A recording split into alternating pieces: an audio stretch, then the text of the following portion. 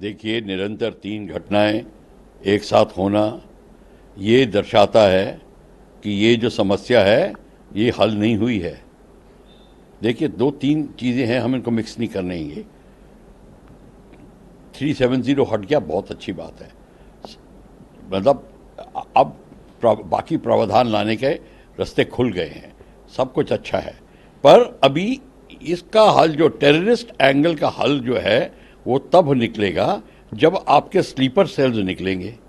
वो sleeper cells जो इनकी मदद कर रहे हैं, वो अभी भी बैठा छुपा हुआ है, उसको अभी गांव में ढूंढ रहे हैं। मतलब ये ऐसे थोड़ी घुस गया है, वो गांव वालों को पता होता है, कोई ना कोई उसका मददगार होता है। और ये भी मैं बता दूं कि ये इस काम के लिए लोकल पुलिस को भी इंफॉर्मेशन होती है। लोकल पुलिस इसको उनको मदद करे या ना करे वो दूसरी बात है, पर चुप रहना भी एक किस्म से इकरार का नमूना होता है कि हाँ, हमको पता है कि ये छुपे हुए हैं। ये कभी भी नहीं हो सकता कि पुलिस को पता ही ना हो। तो पुलिस कहाँ से आई है? पुलिस को चप्पा चप्पा जानती है। तो ये इनको स्लीपर सेल से मदद मिल रही है और अथॉरिटीज़ अनदेखी कर रहे हैं। सारी अथॉरिटीज़ नहीं, लिमिटेड। पुलिस में भी लिमिटेड लोग होंगे, 1 या 2 होंगे। पुलिस नहीं कि पॉलिसी मैटर नहीं है, पर ये जो है पूरा का पूरा जो सपोर्टर हैं इन काम के लिए वो पूरे इंडोक्ट्रिनेटेड हैं। ये सारी प्रॉब्लम है। इसीलिए और फिर ये प्रॉब्लम और बढ़ जाती है कि आपकी इतनी सारी एजेंसीज हैं, आर्मी भी घूम रही है, बीएसएफ भी घूम रही है, सीआईएसएफ भी है, सीआरपीएफ भी है, सब है, अपने अपने अलग अलग सेक्टर में है। कोऑर्डिनेशन नहीं है। कोऑर्डिनेशन जब तक नहीं होगी, एक कमांड और कंट्रोल नहीं होगा। आप किसी अपनी संस्था को भी देख लीजिए, 3-4 कमांडर बैठा दीजिए, फिर देखिए क्या होता है। किचन में आप खानसा में 4 बैठा दीजिए, फिर क्या होता है। यहाँ पे भी यही होगा, क्योंकि किसी को पता नहीं है। पीओके से अंदर आ रहे हैं निरंतर। बेसिकली हमको पीओके में जहाँ से वो लॉन्च पैड है उनके 8, 12, 15 किलोमीटर अंदर, जो आर्मी ने सपोर्ट किए हुए हैं हैंडलर्स को और आईएसआई के द्वारा, उनको न्यूट्रलाइज करना है अपने, चाहे आप आर्टिलरी से करिए, अटैक हेलीकॉप्टर से करिए या सर्जिकल स्ट्राइक से करिए, ऑक्यूपाई करिए उसको। उनका अंदर आना घुसना बंद कराइए और अपना यहाँ पे अभी अभियान शुरू करिए स्लीपर सेल के खिलाफ, एक कमांड एंड कंट्रोल के तहत। तब आपकी प्रॉब्लम सॉल्व होगी। नहीं तो मैं आपके एएनआई में मैं कब से कहता आ रहा हूँ कि ये समस्या चलती रहेगी। यूक्रेन युद्ध में रूसी किए गए 2 भारतीय मारे गए हैं। विदेश मंत्रालय ने कहा है कि हाल ही में यूक्रेन के साथ चल रहे संघर्ष में रूसी सेना भर्ती द्वारा किए गए 2 नागरिकों को इसके राजदूत ने इस मामले को बहुत ही मजबूती से उठाया है।